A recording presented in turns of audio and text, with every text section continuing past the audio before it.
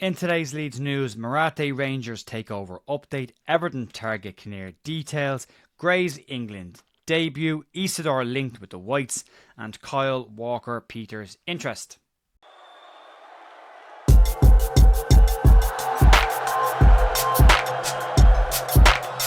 Morning folks, Jay here. Friday morning, the 21st of February with your Leeds United news. I hope you're all having a really good week so far. There's a bit of news to get stuck into, some clarification on yesterday's stories, as well as the Angus Kinnear detail, and a couple of transfer links at the end of the video if you don't want to hear them. Also, just a really quick plug, tonight at the Talbot Hotel in Stillorgan in Dublin, Stuart Dallas and Ian Hart will be doing a Q&A hosted by Andy Cousins. I'm going there myself. If you're around, if you want to get tickets for that, the tickets link is down below, but it is tonight, Friday the 21st, if you want to go and check that out. Right, let's move on and talk about today's news, and we'll start with the Marathe Rangers takeover details. Yesterday we had news that Marathe was personally funding part of a takeover of Glasgow Rangers in Scotland with one other US investor, not the current consortium that are running Leeds United. Leeds declined to comment on the topic yesterday, as did the 49ers Enterprises, and despite investing in the bid personally, Marathe himself has said not to be part of the negotiations. Rangers have given a brief statement, and as you can imagine, they say pretty much nothing in this statement except to say that the discussions would remain confidential, which, as we said yesterday, is the kind of go-to with this situation.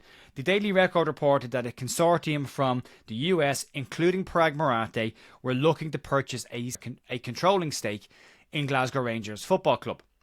Sources north of the border have told the Yorkshire Evening Post that talks are taking place and names Marathe as one of the key men involved in the takeover, and that discussions are at an advanced stage. Marathe's consortium is said to be looking to purchase enough shares to make them the leading stakeholder with one high net American business mogul.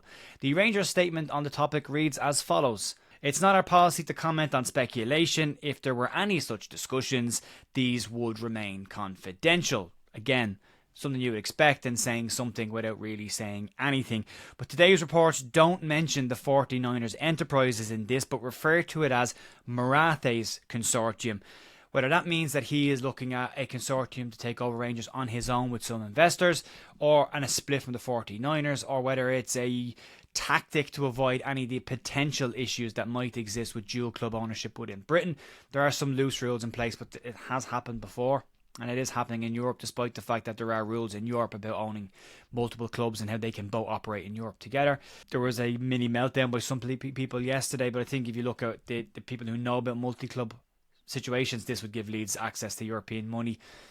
Rangers potentially as a feeder club as well. There's a lot of benefits to this model as well, should it be done properly. Look at Manchester City.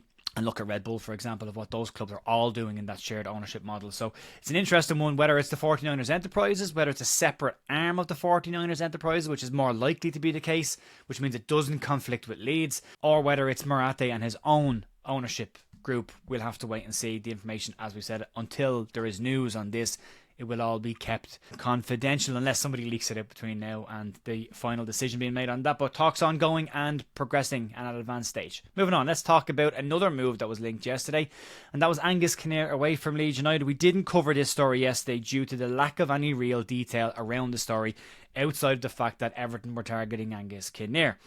But yesterday reports emerged that Angus Kinnear was a top target for Everton, but he's not the only one. Since the Friedkin Group have taken over Everton, there's a bit of a reorg going on behind the scenes, and apparently Kinnear is one of the targets, but he isn't always the most popular person at Elland Road.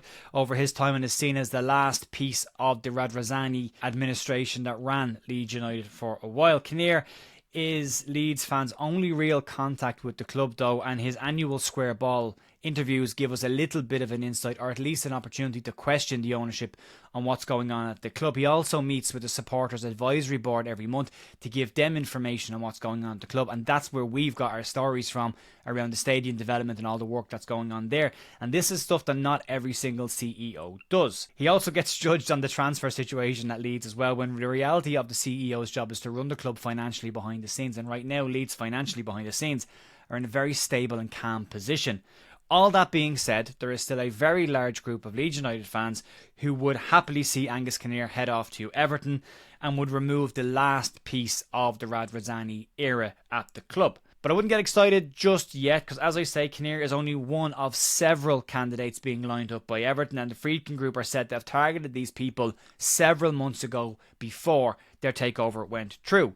Everton's revamp behind the scenes is due to the fact that they've been operating without a CEO unsuccessfully for 2 years and are now looking to fix the situation. According to the Telegraph, though, today, no approach has yet been made to Angus Kinnear, and a list of 4 other candidates, including David Weir, former player, Alistair McIntosh of Fulham, and Paul Barber of Brighton, are all said to be targets on their list. Leeds owners, at this point of their ownership, might be in a position where they can start to maybe bring their own people into these positions and let the transitional period with Angus Kinnear in place move on. Or if Leeds do get the Premier League return that we hope is happening, they may want some stability for a year or two in the Premier League, and given that Kinnear was also the chief executive at Arsenal and West Ham as well, maybe they want to stick with him for a year or two. But I understand the calls for people who want him to go away because of that connection to what happened with the relegation season and with Radrizzani and all of that, and some misguided comments around yellow shirts, Adam Forshaw, and international number 9s. In general, he's been a very decent CEO from a business perspective, but I do understand if people want a clean cut from the previous administration at Leeds United and moving on to something new. But as they say, sometimes it's better the devil you know than the devil you don't. But again, we'll have to wait and see what happens in that situation. Moving on to something a bit lighter, and Harry Gray has been in excellent form since returning from injury for the Leeds United under-21, scoring freely at the moment and making a big wave in the under-21s, and rewarded so with an England under-17 call up last week. It should be pointed out that Harry Gray is 16 years of age still. So after last night, it should be then pointed out that he's made his debut, so a massive congratulations to Harry Gray on making his debut for the England under-17 side. He is expected to remain with the Leeds United under-21 side for the remainder of this season and probably next year or two as well, before making a break into the senior side. If Leeds can get their promotion confirmed early this season, then maybe Gray will get an opportunity to move into the first team squad for a couple of matches towards the end of the season. Everyone's targeting Preston and Bristol as those two specific moments. Moving on to some transfer rumours, and as always, take these with a pinch of salt. But we'll start with Wilson Isidor Linked, and he's a striker with characteristics that I personally really like as a striker. I don't think Leeds have what he has right now up front. He's a strong, pacey striker. He's big, can hold off defenders, and he took his goal against Leeds United very comfortably, it should be said as well. Naturally, I suppose, as we mentioned yesterday, Leeds will be linked with every single number 9 out there, because it's now known that Leeds are targeting a 9 in the summer market. Take all of these, as I say, with a pinch of salt and make up your own mind, but I'll give you the story. You can decide yourself whether you think it's true or not. But according to Team Talk, Wilson Isidor is now a target of Leeds United, and Leeds are said to have been impressed by what he has done so far. The Sunderland striker has 14 goals and 1 assist so far in his 36 appearances for the Black Cats this season. And Isidor's moved quickly up through the ranks in his career, only making his debut for AS Monaco back in 2018, and the 24-year-old's deal at Sunderland runs until the summer of 2028. So if Leeds do want to get a deal done, and if there is any genuine legitimate interest in the player, Leeds would need to get promoted, and Sunderland would likely have to miss out on promotion for that deal to happen. But again, you make up your mind. I like Wilson Isidor. I talked about him before the game. We saw what he did with limited supply during the game for Sunderland, and there's one big chance that he gets, he takes. So yeah, an interesting one for me, and his stock is rising rapidly, so could be one to keep an eye on. Moving on to the final rumoured story of the day, and it's Kyle Walker-Peters, and some more information on the link to Leeds with him. And Leeds still have not offered a new deal to Junior Firpo, and a replacement may very well be being lined up as we speak. Southampton's Kyle Walker-Peters is said to be one name Leeds are considering for the fullback positions in the future. However, according to Give Me Sport today, they claim that Leeds will have competition from West Ham United if they want to bring Walker-Peters to the club. The 27-year-old has been a key figure for Southampton in the Premier League this season, playing 23 times across the league campaign. His contract expires in June this year, so he will be a free agent unless he signs an extension at the club. At 27 years of age and a free transfer sounds like exactly the kind of deal that the 49ers would look to target, given that most of the linked players over the summer and January were players that were in contracts that were winding down and under the age of 28, and even some of the summer deals that Leeds did were players that had a single year remaining on their contract, which means Leeds could get a discount on that deal and bring in good players without spending premium amounts of money. This would be another example of that. Getting a free transfer fullback in means you can spend that money elsewhere in key positions that you need to get sorted. It's reported that West Ham and Leeds United are both said to be very, very keen on bringing the player in the summer.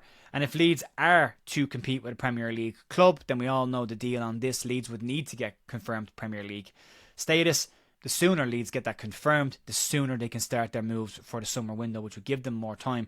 Again, as I say, Preston, Bristol City, if Leeds can get their business done by Bristol City in terms of the league campaign, then they've got some real time to start getting players ready, because they'll know what the future looks like last year, unlike the playoffs where we had to sit and wait until that was done last week's.